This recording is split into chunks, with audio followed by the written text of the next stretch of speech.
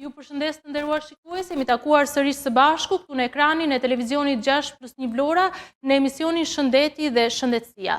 Të hënën startoi sezoni 2 i emisionit Shëndeti dhe Shëndetësia, ideuar dhe moderuar nga Alida Lalaj.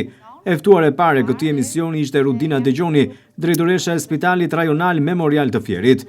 Ky spital ka bërë historinë me shërbime cilësore në këto 5 vite dhe është bërë kryefjala e shëndetësisë në vendin tonë. Drejtimi i Dexhonit ka qenë histori suksesi në këto vite dhe Spitali Memorial ka arritur të zgjerojë shërbimet dhe mbi të gjitha ka ofruar një shërbim cilësor për pacientët. Ky spital u hap në një kohë kur besimi i popullatës dhe sistemi shëndetësor në vend ishte në pikën më të ulët.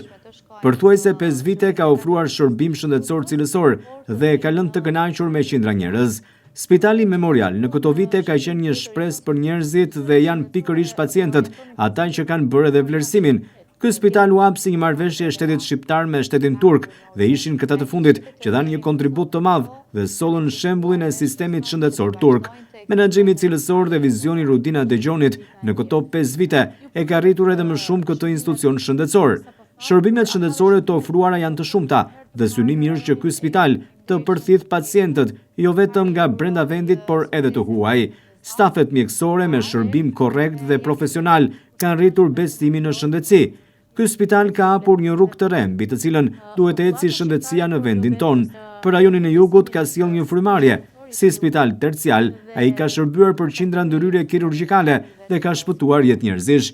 Dikur të gjitha rastet e rënda niseshin për në Tiranë, ndërsa sot Spitali Memorial ka hapur dyert dhe ka shkurtuar shpenzimet për shtetin dhe për individin.